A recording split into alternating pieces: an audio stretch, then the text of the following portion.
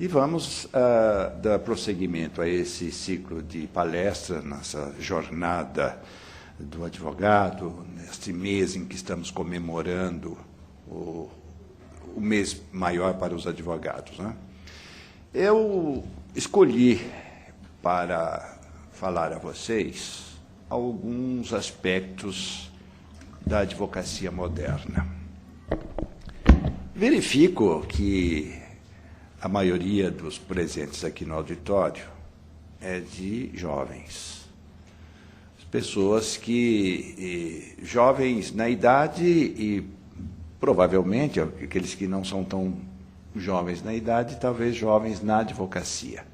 Eu direi a vocês o seguinte, mas advocacia no século XXI. Por que esse título de advocacia no século XXI? Porque a nossa profissão está passando por uma transformação muito grande nesses últimos 15 anos. Eu diria que talvez até nos últimos 20 anos.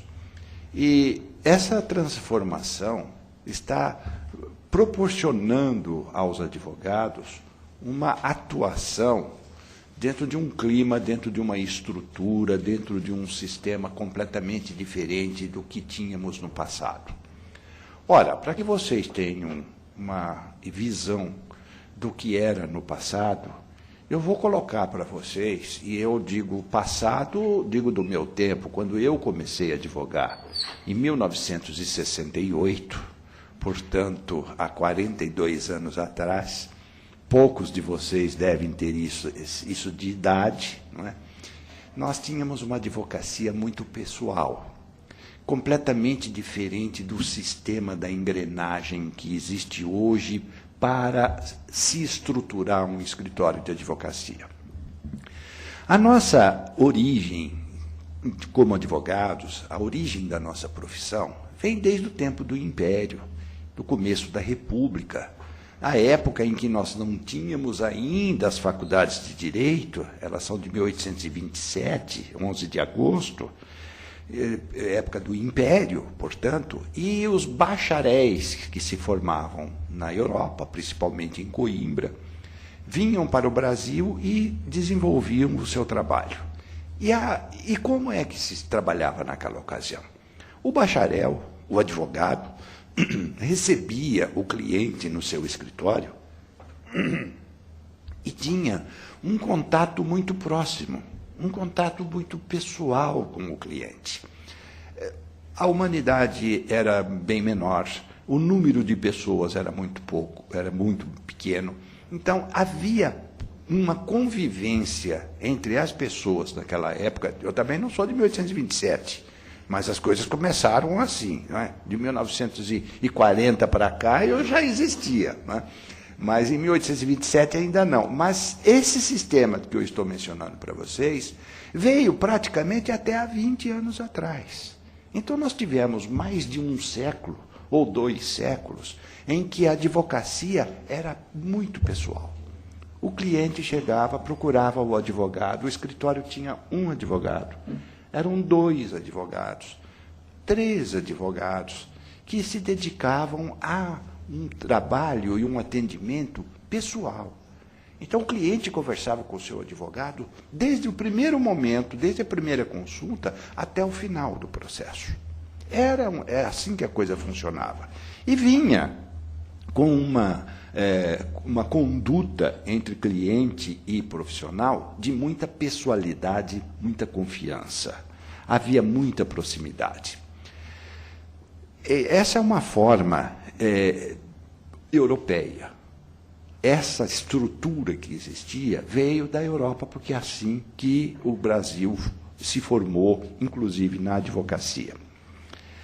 De tempos para cá, com o desenvolvimento, com a explosão demográfica do mundo no século XX, com 2 guerras mundiais, principalmente a segunda, que causou, provocou, e as guerras têm o horror das guerras, mas elas também, isso historiadores já falaram, ela também provoca muito progresso.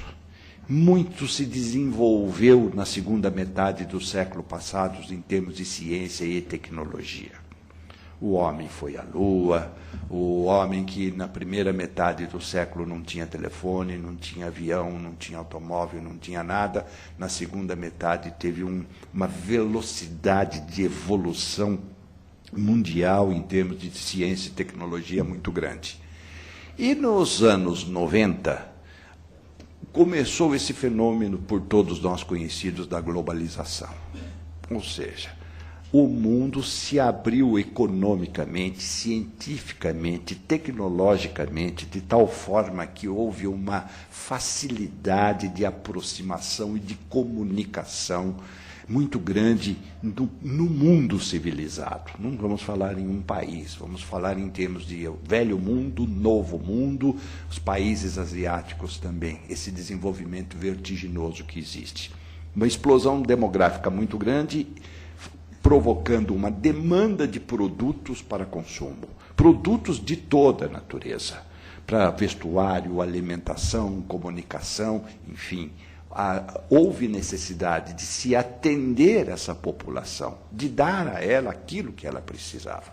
E, evidentemente, a advocacia, que está sempre lutando, trabalhando pelos interesses das relações entre as pessoas, físicas ou jurídicas, também teve um desenvolvimento muito grande.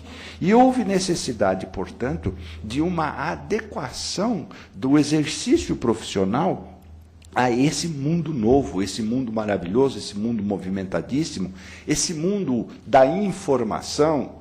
Nós já ouvimos falar hoje em dia na era da informação, na sociedade da informação, né, de tal forma que a informação hoje é uma matéria-prima muito importante para que as pessoas evoluam profissionalmente e socialmente. Né. As pessoas que se isolam não conseguem mais ter uma posição profissional e social. Então, este mundo globalizado, e eu digo que em 1990, nós tivemos a segunda abertura dos portos na história do nosso Brasil. A primeira foi em 1808, quando chegou aqui Dom João, fundou o Banco do Brasil, o Horto Florestal, a Biblioteca Nacional, e abriu os portos. Por quê? Porque o Reino de Portugal transferiu-se todo para o Brasil, e tudo aquilo que se importava dos países orientais para deleite da corte em Portugal veio aqui para o Brasil. Ora, isso provocou um desenvolvimento muito grande do Brasil economicamente, socialmente. Em 1990, nós tivemos uma segunda abertura dos portos. O tão falado, por uns bem, por outros mal, presidente da República de então, Fernando Collor de Mello, rompeu um protecionismo da indústria nacional que mantinha o Brasil fechado para essa tecnologia do mundo moderno. Nós andávamos, usando a expressão dele, de carroças, os nossos automóveis eram carroças. A nossa telefonia era uma telefonia fixa e absolutamente precária. Os jovens que me ouvem hoje aqui, e que estão acostumados a ter o seu celular, e a todo momento estarem se comunicando com uma facilidade incrível, em qualquer ponto do mundo que queiram se comunicar, com a internet, por exemplo, não fazem ideia do que é viver sem telefone. Vocês não concebem viver a vida sem telefone. Vocês não fazem ideia de como era antigamente. As pessoas não tinham como se comunicar. Simplesmente não tinham. Os telefones poucos e não funcionavam. Funcionavam precariamente. Eu me recordo que quando eu era jovem, trabalhava no banco, no tempo que não tinha essa tecnologia moderna, era tudo na máquina de escrever, não é? Naquela época, eu trabalhava numa agência aqui em São Paulo, num bairro aqui, e que tinha um telefone na rua, que não era na agência bancária.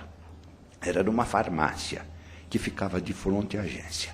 Nessa farmácia fazia-se uma fila para que as pessoas pudessem usar o telefone e pagava ali para o farmacêutico, para o dono da farmácia, uma taxinha que ele cobrava, evidentemente. Mas ficava uma fila. Por quê? Porque aquele que conseguia chegar a vez dele, de pegar aquele telefone preto, aqueles antigos que a gente vê em museu, para discar, tirava do gancho, pronto, cadê a linha? Às vezes ficava minutos, 5, 10, 15 minutos, para esperar cair a linha. Então, não existia. Existiam poucos telefones e não funcionavam. Era um drama, era um drama. O banco tinha um sistema de comunicação por rádio com a matriz, que era aqui na rua Boa Vista, o 15 de novembro, que hoje a gente vê o pessoal falando aí com a maior facilidade. A gente pegava o rádio, fazia a ligação, demorava para conseguir o contato. E depois era um berreiro daqui para lá e de lá para cá para conseguir ouvir. Então, gente, nós tínhamos um mundo completamente atrasado realmente. E havia um protecionismo da indústria nacional muito grande, de tal forma que não se permitia a vinda de sociedades empresárias, de empresas estrangeiras, para implantarem aqui tecnologia de primeiro mundo, em todos os setores, no setor farmacêutico, no setor alimentício, no setor de comunicação, no setor de transporte, saúde, em tudo. Então, nós estávamos realmente. Em 1990, o presidente abriu e as coisas começaram a vir. Se ele não tivesse feito isso naquela época, fatalmente alguém teria feito depois. 5 anos depois ou 10 anos depois teria feito, porque não era possível também manter o Brasil enclausurado dentro de um mundo globalizado. Explodiria e certamente, mas acontece que foi ele o primeiro que fez. E, desde então, nós temos toda essa tecnologia, toda essa parafernália de recursos que aí estão à nossa disposição. Eu faço essa comparação porque o jovem hoje encontra esse mundo pronto, shopping centers, todo para ser usufruído, toda essa tecnologia, sem saber o que existia no passado. Ocorre, gente, que nós temos que ter uma visão histórica da vida, e uma visão histórica, inclusive, na advocacia. Por quê? Porque se daquela época a civilização, a cultura nossa se movimentava, ou a população tinha uma maneira de viver, hoje tem uma maneira de viver diferente. Enquanto nós estamos falando em desenvolvimento, em tecnologia, em recursos materiais e científicos para usar, tudo bem. Mas e o lado moral da cultura de um povo, de uma nação? Vejam vocês, a moralidade de um povo se forma em função dos seus usos e costumes.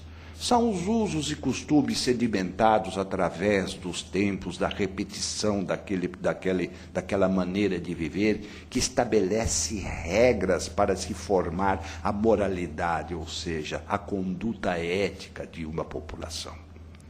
Se existem transformações, essas condutas tendem também a se modificar.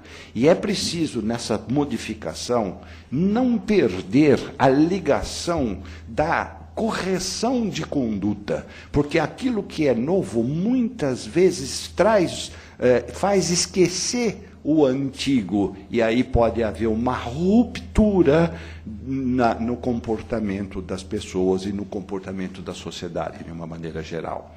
Então, quando nós falamos, e eu venho aqui falar, em advocacia no século XXI, por quê? Porque nós estamos vivendo dentro de um sistema, dentro de uma organização para o exercício profissional, né, que não pode esquecer certos princípios que estão sedimentados na cultura do nosso povo. E esses princípios de moralidade vêm de uma cultura europeia que, de certa forma, choca com essa cultura nova que nós estamos vivendo, que é de uma sociedade mais materialista, mais consumista, mais hedonista e que se preocupa pouco com o próximo, se preocupa pouco com a solidariedade, se preocupa pouco, muitas vezes, não generalizadamente, se preocupa pouco com aquilo que eu sou, com aquilo que eu devo fazer e com aquilo que eu faço. Ou com, não me importa, se todo mundo faz, eu também vou fazer. A partir do momento em que a pessoa começa a perder essa firmeza nos princípios que lhe foram esculpidos na sua formação moral, caráter, personalidade, há uma quebra da harmonia social, porque o interesse egoístico evidentemente vai prejudicar muito mais o equilíbrio social, não é, do que uma conduta, do que um comportamento que leve em conta os direitos do próximo.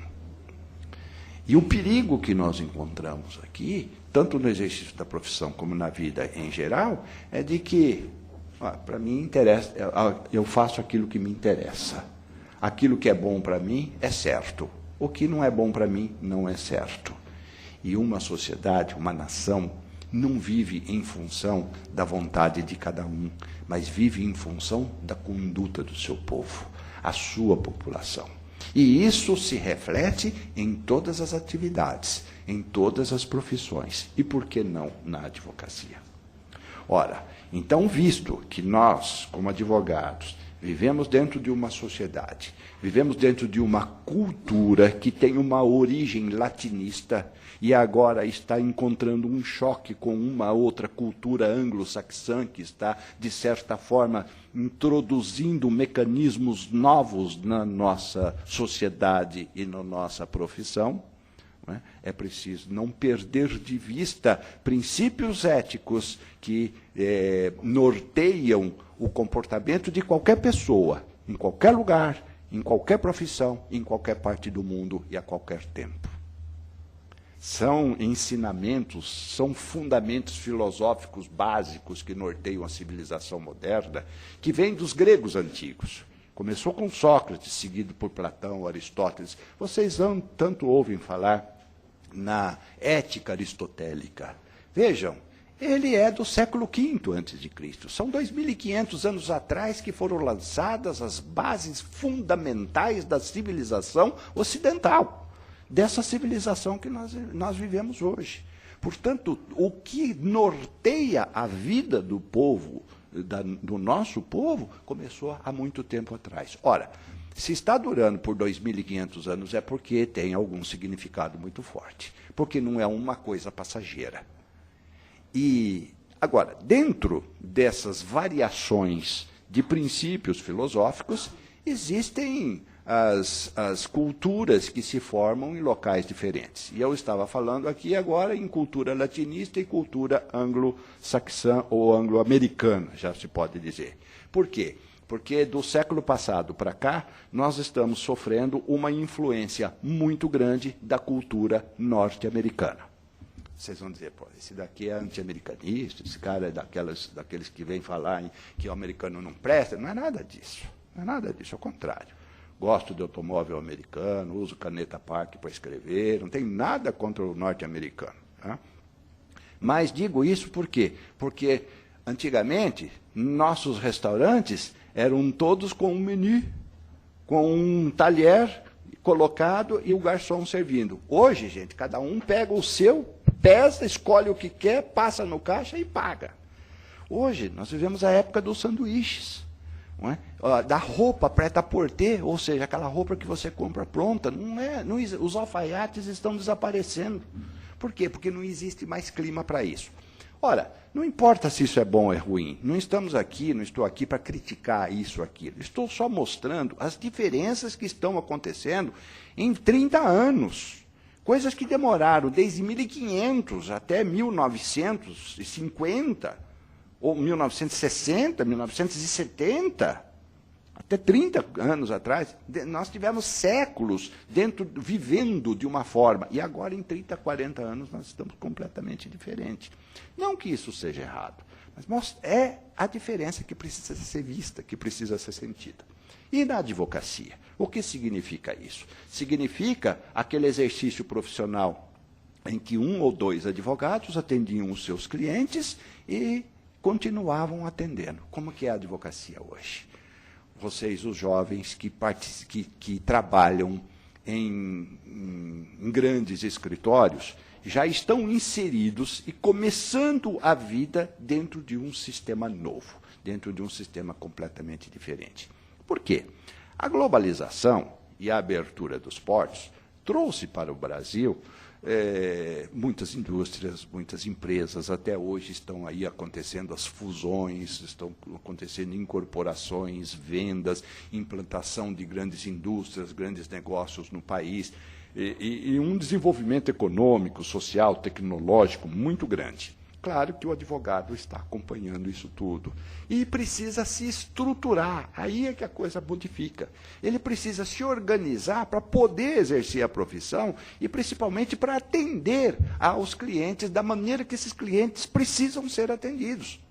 Ora, se tomarmos como exemplo uma empresa de telefonia celular, bancos e outras que têm uma atividade de massa, é preciso que exista uma advocacia de massa para atender aos milhares de processos que uma cliente dessa traz para um escritório.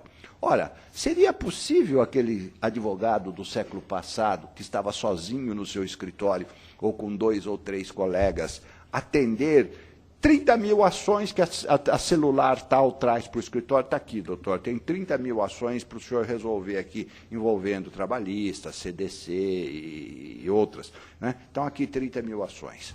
Evidente que não há condição para isso. Então, a advocacia teve que se adequar.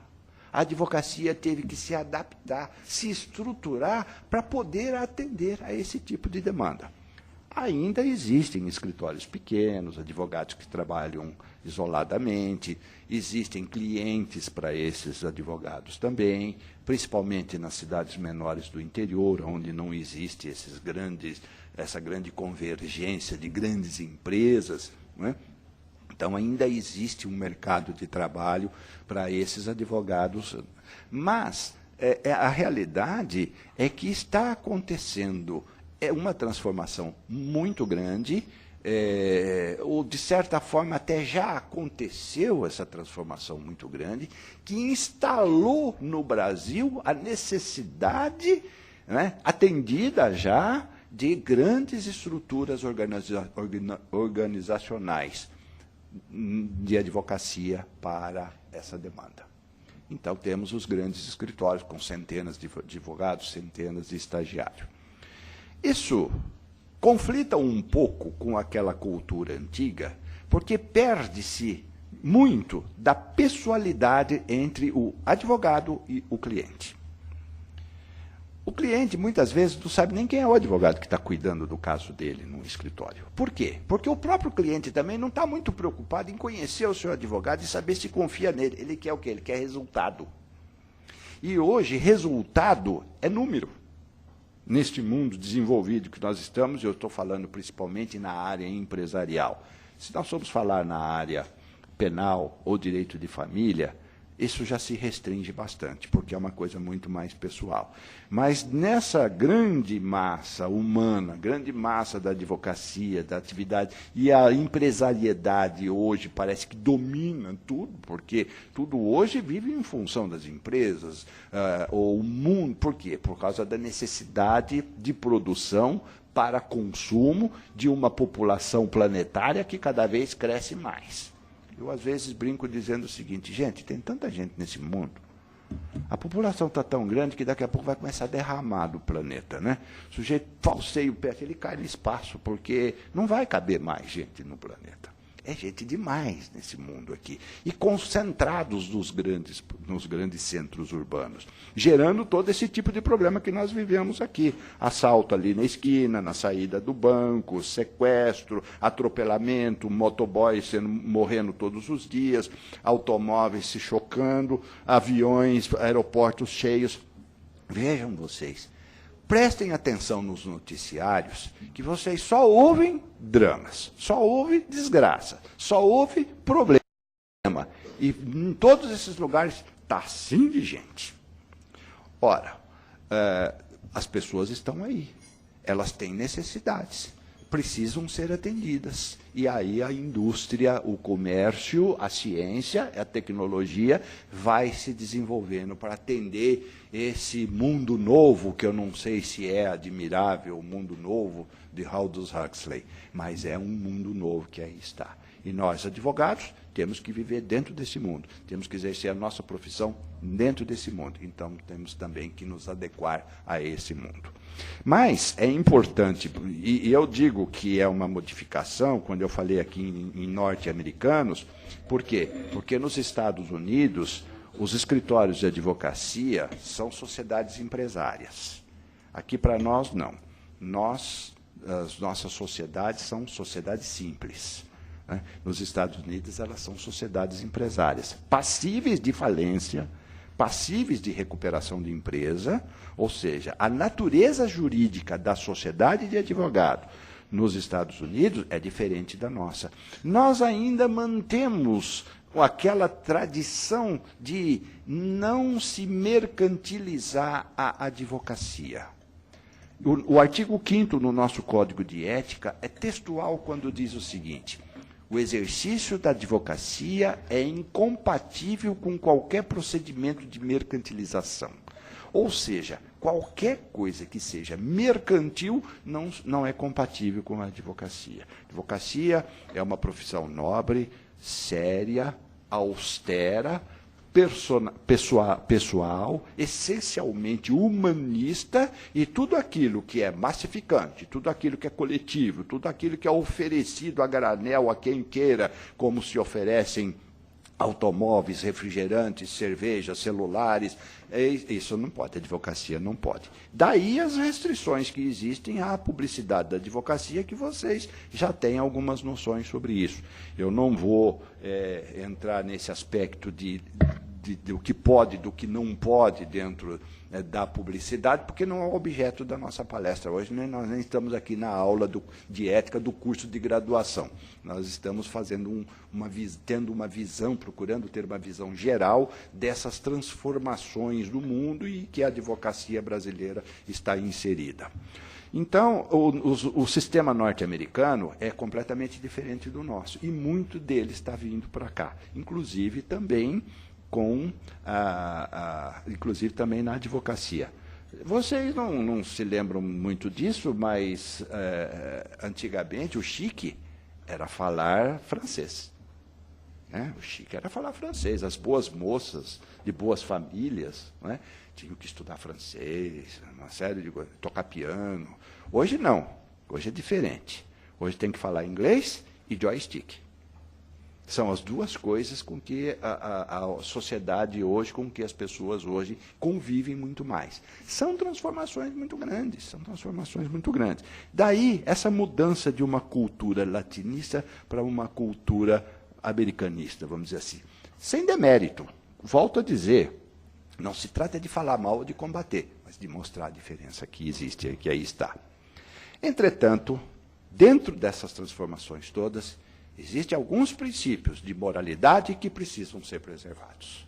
O princípio da verdade, o princípio da lealdade, o princípio da solidariedade. Então, são princípios de ordem moral que cabem em qualquer modelo de estrutura social.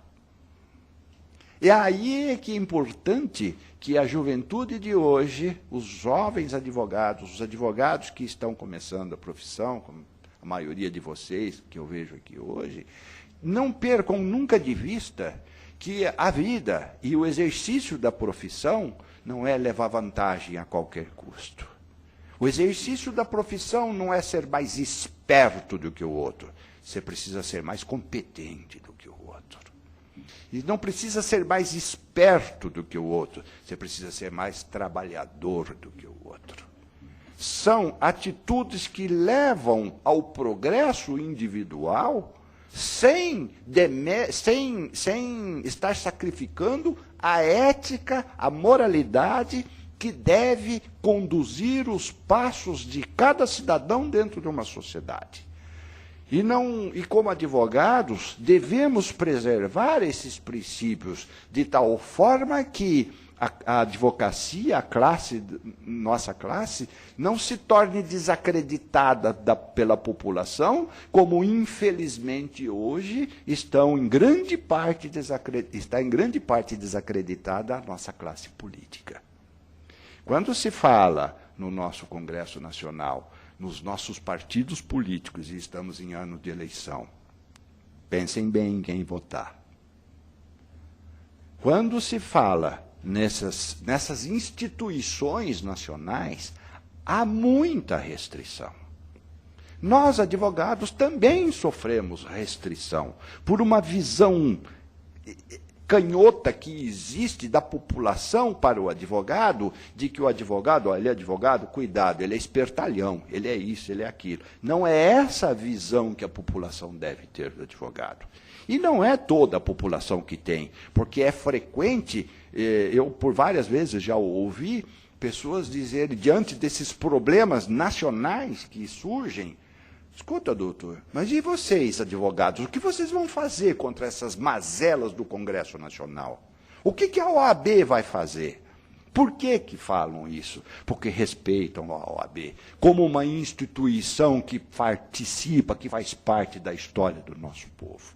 Como uma instituição que sempre esteve na vanguarda dos grandes movimentos populares e institucionais do nosso país. Assim foi na escravidão, foi na República, foi na Revolução de 30, foi na Revolução de 64, enfim, a ordem está sempre presente. Nós, advogados, temos essa função social, temos essa missão, que também é um dever legal e constitucional, de lutar pelo primado da justiça, de lutar pelo Estado democrático de direito, e lutar como? Fazendo valer a nossa moralidade, a nossa conduta de retidão diante do nosso cliente individualmente e diante da população de uma maneira coletiva. Por isso, a nossa profissão é muito bonita. Por isso, nós, individualmente, temos uma representatividade social muito grande. Nós, no nosso trabalho privado, temos uma função social de preservar a nossa história, função social de preservar os princípios de ética, de moralidade, que são o esteio da família, do país e de todos nós. Então, não basta nós sermos um bom advogado, tecnicamente falando. Precisamos ser, sim. Precisamos ser. Precisamos trabalhar muito. Eu costumo dizer para os meus alunos o seguinte: em qualquer coisa na vida, mas principalmente na advocacia, são necessárias 3 coisas. Esses três ingredientes, essas 3 substâncias, né, imateriais, tem suas ramificações. Uma delas é talento. Que advogado, bom advogado, nasce. Aquela alma de lutador, aquela alma de humanismo, aquela alma de dividir a sua existência com aquela pessoa que o procura num momento de necessidade. Isso nasce com isso. É como poeta. Poeta não aprende no banco da faculdade, não. Um poeta nasce poeta. Advogado também. Segundo ingrediente, trabalho. Muito estudo, muito trabalho, muita dedicação. Porque sem isso, nós não conseguimos exercer o nosso trabalho. Não conseguimos ver. E o terceiro ingrediente, o acaso da vida, a sorte. Porque a sorte, a boa sorte, também faz parte da nossa vida. É o acaso. Porque muitas vezes as pessoas têm os outros 2 ingredientes, mas parece que as coisas não emperram, não andam, ficam amarradas. E outros que não têm os ingredientes, para tudo acontece de bom para eles. Agora, para nós termos uma vitória, para chegarmos ao final da vida dizendo assim, puxa, eu consegui realizar alguma coisa, retribuir para a sociedade aquilo que a sociedade me deu. A sociedade me deu calor, a sociedade me deu estudo, a sociedade me deu saúde, me deu compreensão, amizade, casamento, filhos, netos. O mundo me deu tanta coisa boa. E que dei eu para o mundo em retribuição a isso tudo? E eu dei o meu trabalho, dei o meu talento, dei o meu esforço, resolvi o problema de tanta gente, fiz tanta gente feliz. Apaziguei o sofrimento de tantas pessoas. Isso é o que traz o conforto espiritual. Para nós, advogados, assim como traz para o religioso, traz para o médico que salva a vida das pessoas, todas as profissões são nobres, todas as profissões são belas, desde que todas elas estejam profundamente cheias, repletas de humanismo. E o humanismo. É essa a essência da nossa atividade, da nossa profissão. Então, enquanto nós temos essa chama dentro de nós, de olhar para o próximo e procurar ajudá-lo, compreendê-lo, nós conseguiremos ser grandes advogados, bons advogados. Bons, grandes, eu digo, no sentido de que realiza, de que não precisa ser famoso, não. Não precisa vir aqui fazer palestra.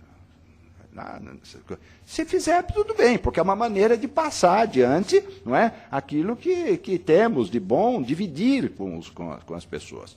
Na vida nós precisamos somar, mas também precisamos dividir, não é? Somar os nossos esforços e dividir os nossos valores com as pessoas que buscam o aprendizado. E nós todos estamos todos os dias aprendizado. Eu aqui estou deste lado da mesa falando para vocês, mas estou também aprendendo com vocês.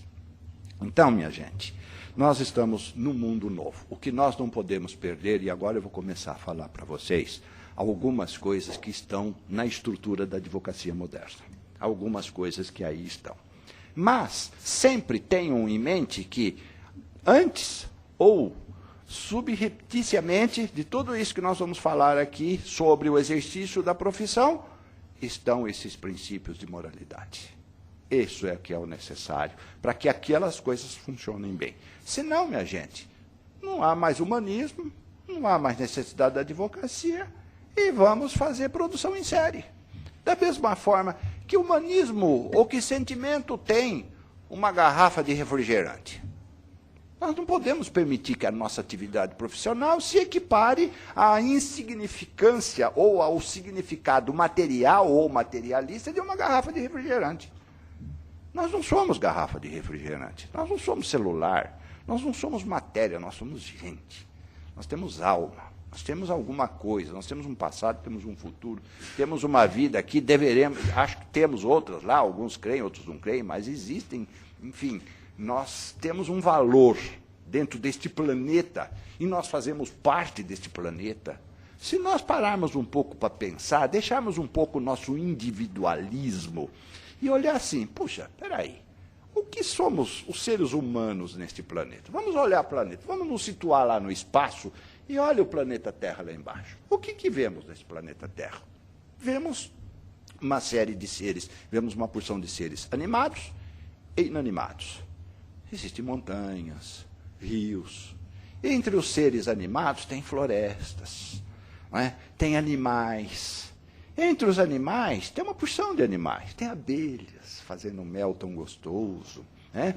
Tem elefantes andando lá pela África. Não é? Tem umas formiguinhas andando pelo nosso jardim, fazendo aquelas coisas todas.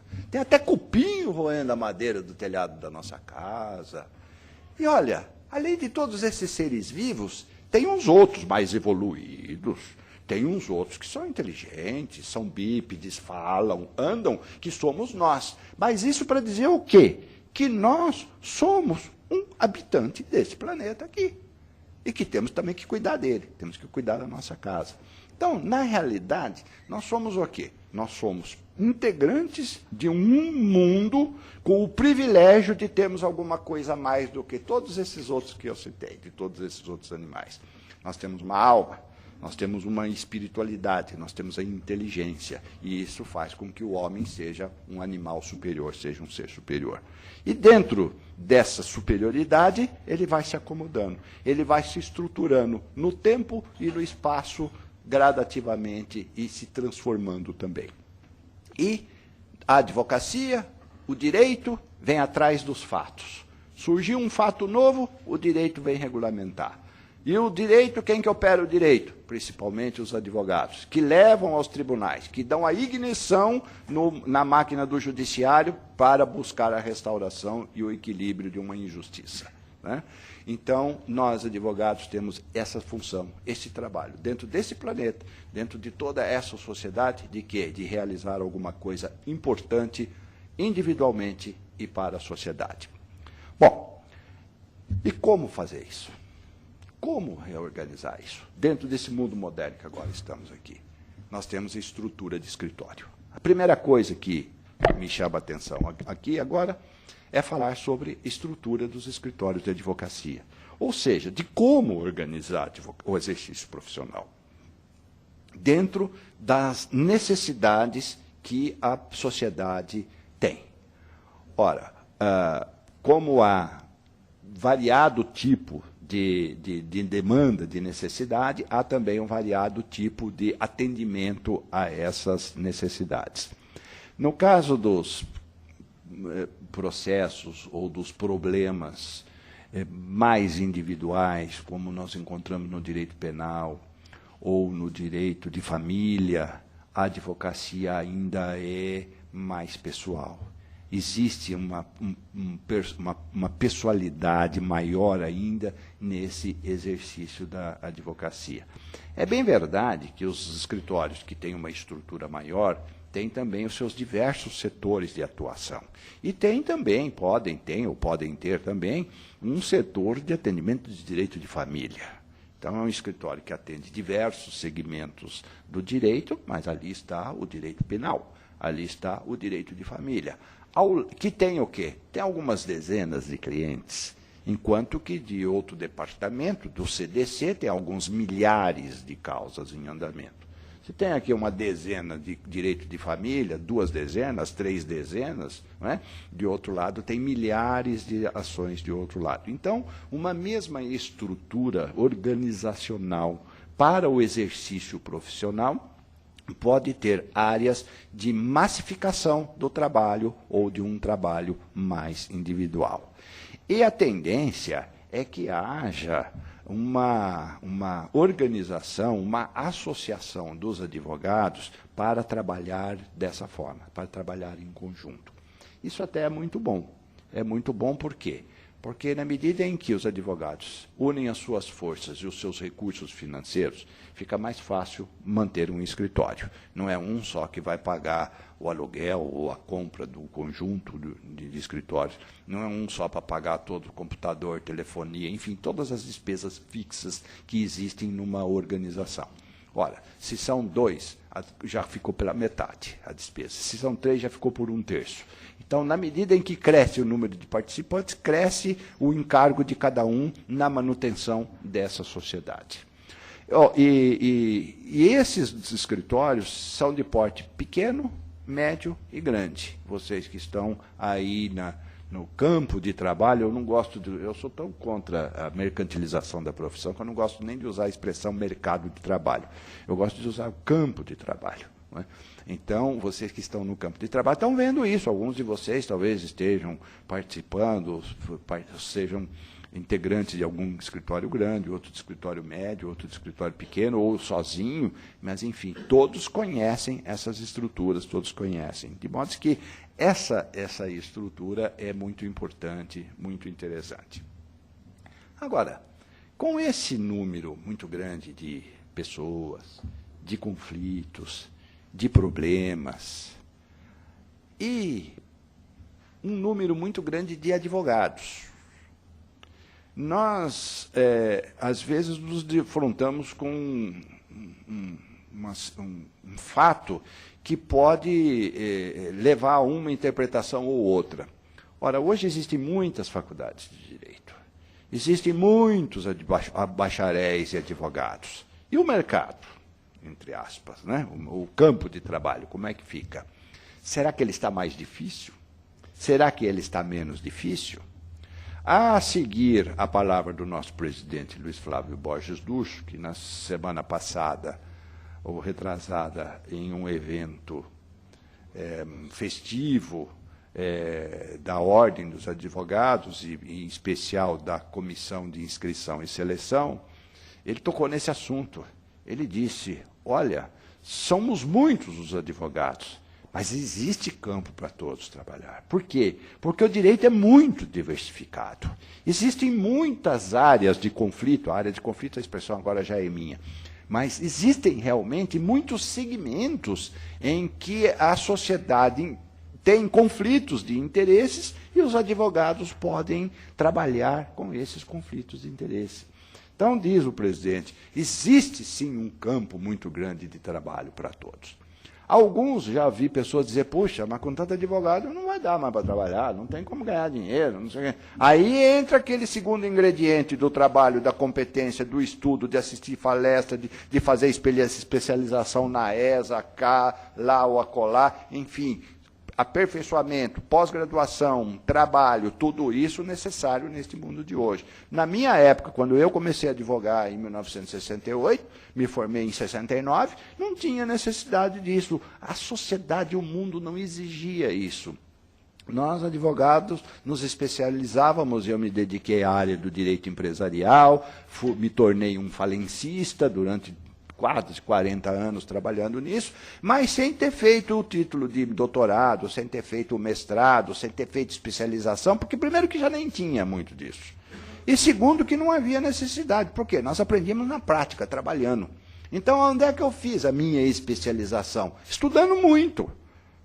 Baixava os livros da estante e lia, estudava, escrevia. A prática traz o aprendizado, não é? O exercício da profissão. Traz o problema, você baixa os livros e vai estudar.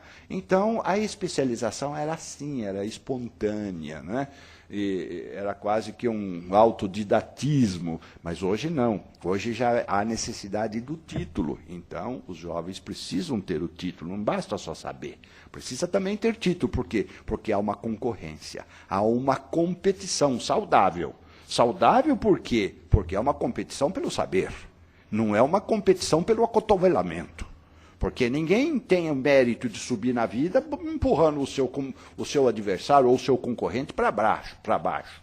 Ele tem mérito quando ele sobe pelo seu esforço. Ele se sobressai pelo esforço. Então, essa é uma maneira ética de progredir na vida, de se sobressair dentro da atividade profissional, com as palestras, com o estudo, né, com o trabalho. E essa competição que existe hoje, com tantas faculdades de direito, tantos profissionais, põe em xeque também o princípio ético de respeito ao colega. A captação de cliente tem regras, ou seja, não é que a captação tem regra, porque a captação existem regras restritivas para como conseguir clientes, que estão no nosso Código de Ética e no nosso Estatuto. Infelizmente, muitos bacharéis, muitos advogados saem da faculdade sem terem tido pelo menos algumas aulas de ética profissional para que desperte neles um interesse, a orientação e saberem que existe um código de ética. Claro, agora sabem por quê? Porque o exame de ordem, de alguns anos para cá, passou a ter 10 questões de ética e disciplina, não é? E isso faz com que, puxa vida, bacharel sai da faculdade e fala assim, puxa vida, eu tenho exame de ordem, eu vou ter que fazer cursinho, tenho que fazer cursinho, que negócio de ética, que história é essa? Código de ética? Pô, eu não posso fazer publicidade no rádio? Eu não posso fazer panfletagem na esquina. Pô, me formei agora, preciso de cliente, não tem ninguém, eu moro ali no meu bairro, eu mandei imprimir um pacote desse tamanho ali com o meu nome, com o meu endereço para distribuir na fila do ônibus, do povo, do todo mundo, eu não posso fazer isso? Como é que eu vou conseguir cliente?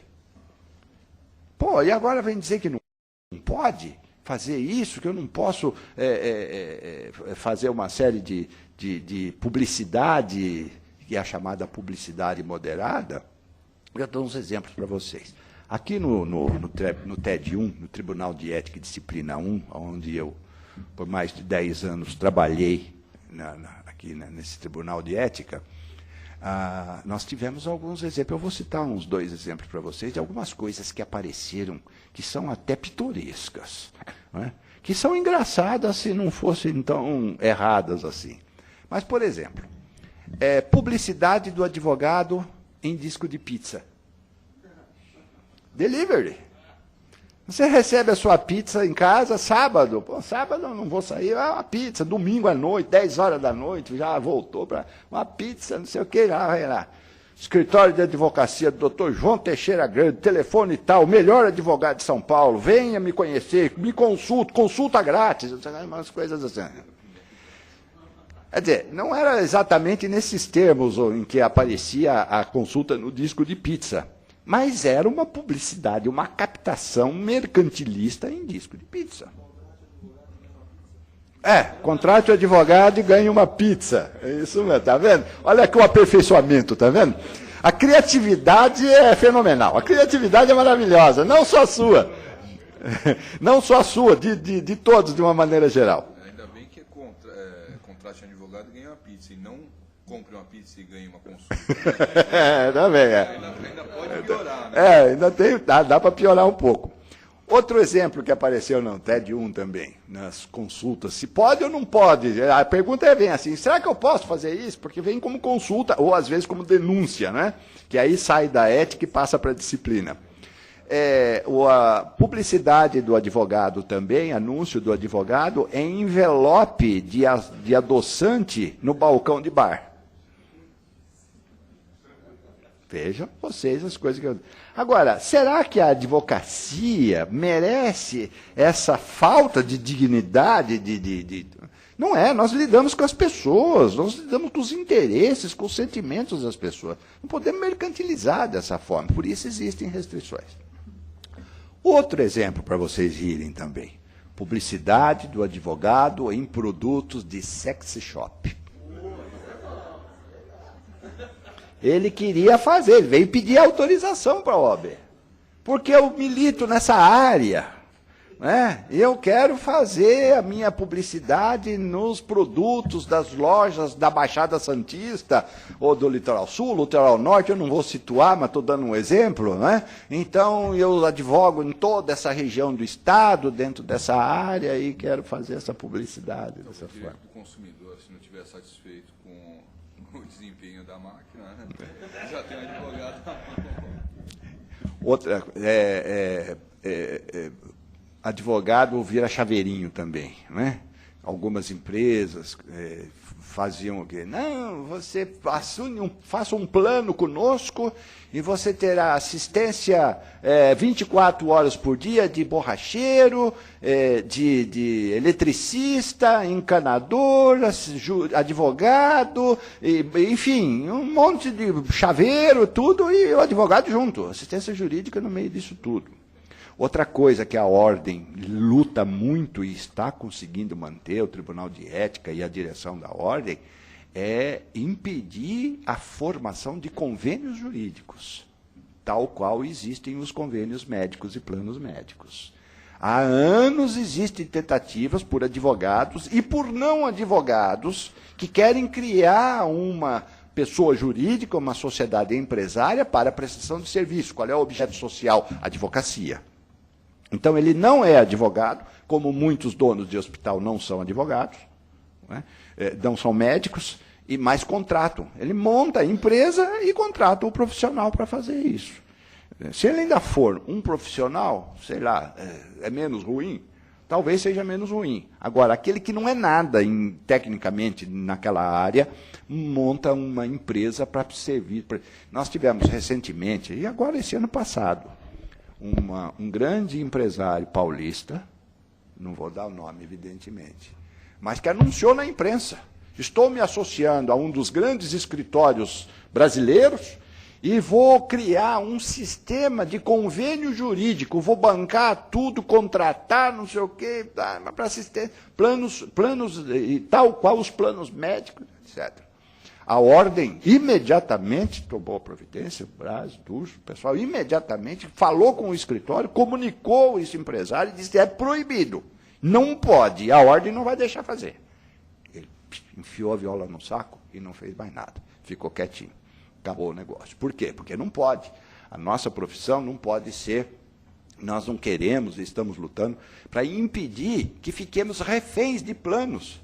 Os médicos, minha gente, nós todos temos plano de saúde. Precisamos ter, por quê? Porque o hospital é caro demais. As coisas são muito caras, realmente. Então, precisa ter plano. Mas vamos olhar o lado do médico. O médico que estuda tanto tempo, faz residência depois de mais de 6 anos de faculdade, mais 2, 3 anos de residência, especialização, aquilo tudo, é uma pessoa bem preparada, ganha 20, 30 reais por uma consulta. É por isso que a consulta também é rapidinha, né? Ele também faz um negócio, se o sujeito está morrendo, ele toma uma providência. Se não está, toma uma aspirina e vai embora. Não há estímulo para o trabalho. Por quê? Porque é uma pessoa que estuda demais para ganhar. Eu estava, há poucos dias, conversando com... Esses fatos que eu trago são interessantes porque é para não ficar na teoria, gente. Não adianta eu chegar aqui e ler o código de ética, falar, tem que mostrar fato, tem que mostrar realidade para vocês. Estava conversando com um amigo nosso, que é professor na Unesp, em Botucatu. Ele é de Botucatu, é médico, professor, doutor, tem um monte de coisa, tem idade, e a área dele é otorrino. Ele disse para mim, João, nós, os advogados, os médicos mais idosos, lá em Botucatu, pelo menos, nós estamos evitando cirurgia. Porque é o seguinte, a cirurgia, nós ganhamos por consulta R$30, mais ou menos, por uma consulta. E uma cirurgia, nós ganhamos R$210, R$240 numa cirurgia. Eu prefiro fazer 3, 4 consultas, que é muito mais tranquilo e ganho a mesma coisa com muito menos tempo. E sem correr o risco de processo por erro médico. Que muitas vezes o processo acontece sem que tenha havido um erro médico. Aliás, essa indústria do processo por erro médico é uma coisa que é preciso tomar cuidado, é muito delicada.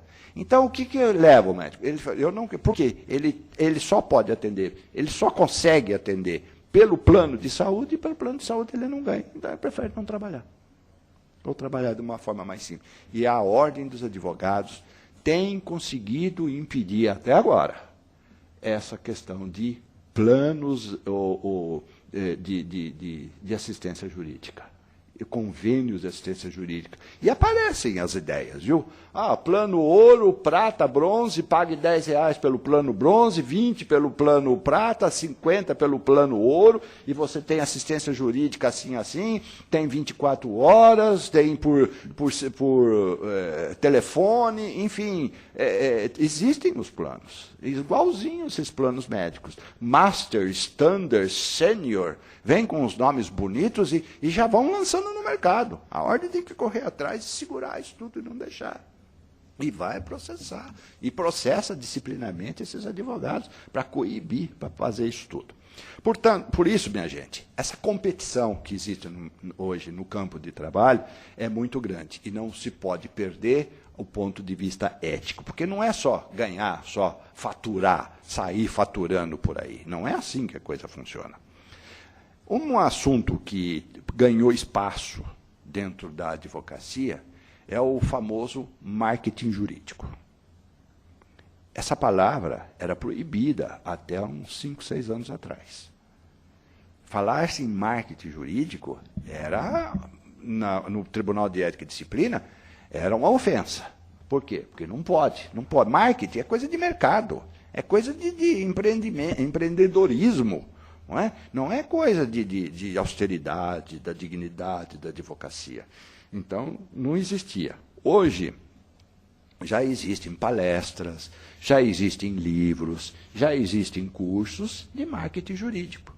É uma coisa que se implantou. Dentro o quê?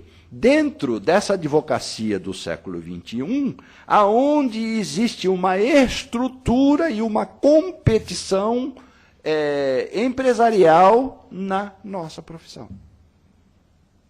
Muitos escritórios têm competição entre si, claro, como entre os advogados isolados também tem uma competição, quer dizer, todo mundo quer trabalhar, todo mundo quer ganhar dinheiro, não é? quer sobreviver, quer evoluir, progredir, e está muito certo, essa é uma justa ambição que toda pessoa deve ter, pode ter, não é? As organizações também é justo que tenham e que possam. Isso fez, portanto, com que houvesse uma mudança na conceituação, de tal forma que o marketing jurídico hoje é admitido na ética profissional, coisa que não era há algum tempo atrás. Então, são algumas modificações.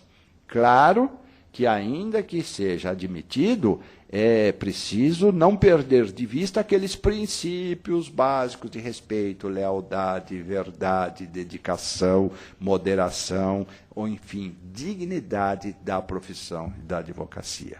Então, isso tem sido observado.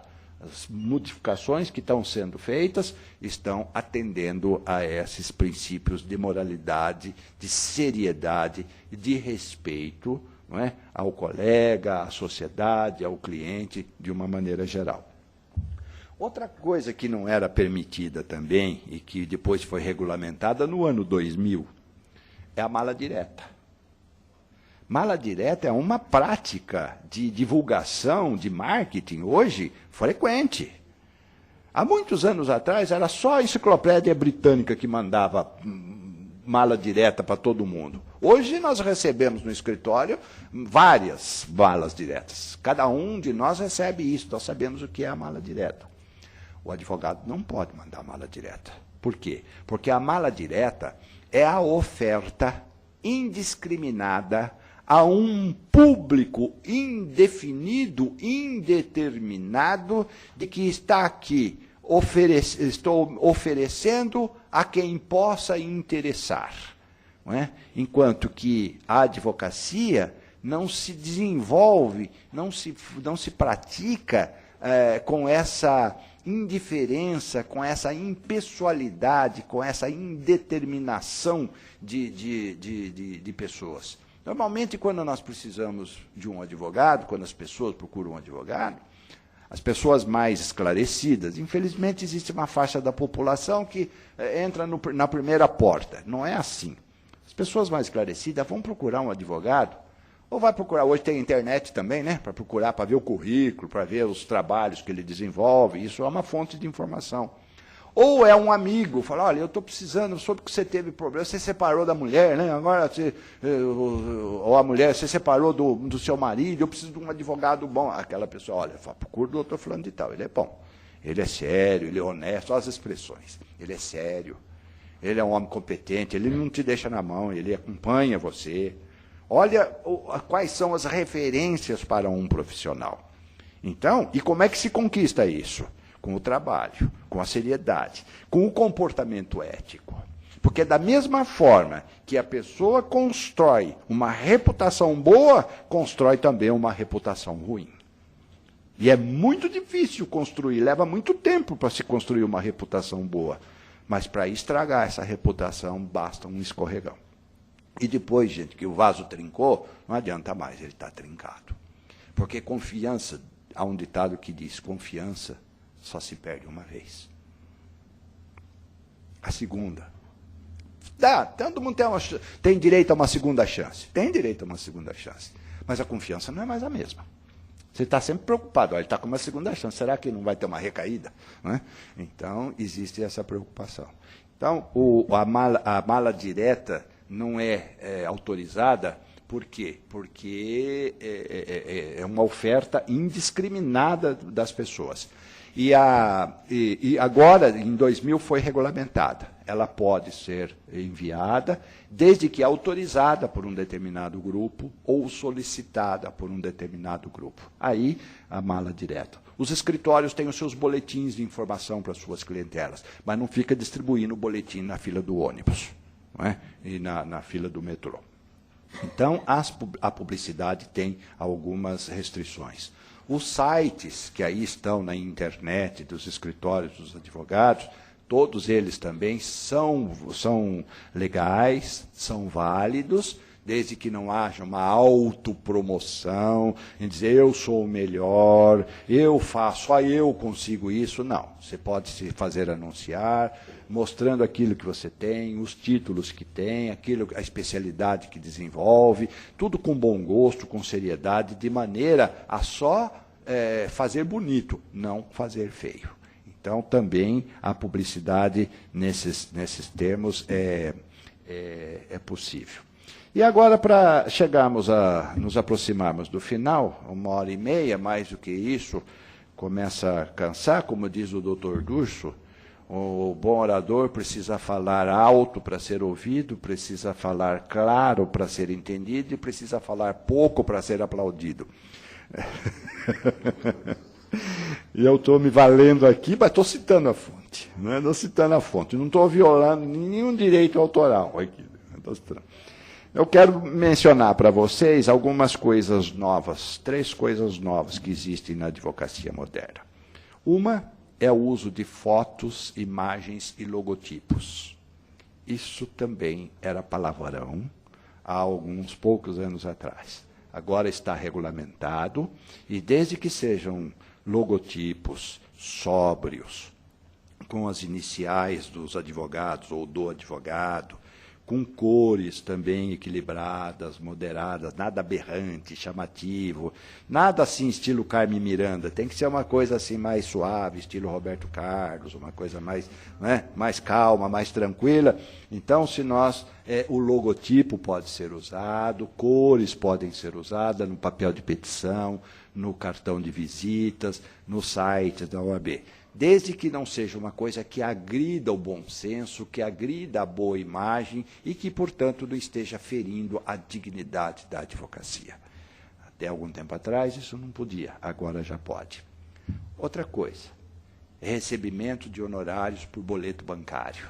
Isso, principalmente nos grandes escritórios, já foi também aprovado no Tribunal de Ética a possibilidade de recebimento através de boletos bancários, com alguns cuidados, para não ficar expondo demais. Então, é preciso que haja um contrato escrito, um convênio entre o escritório e o estabelecimento bancário, ou o cliente, não bancário, o cliente, para que o escritório emita um boleto bancário, ponha no sistema, né, para que o cliente possa fazer o pagamento.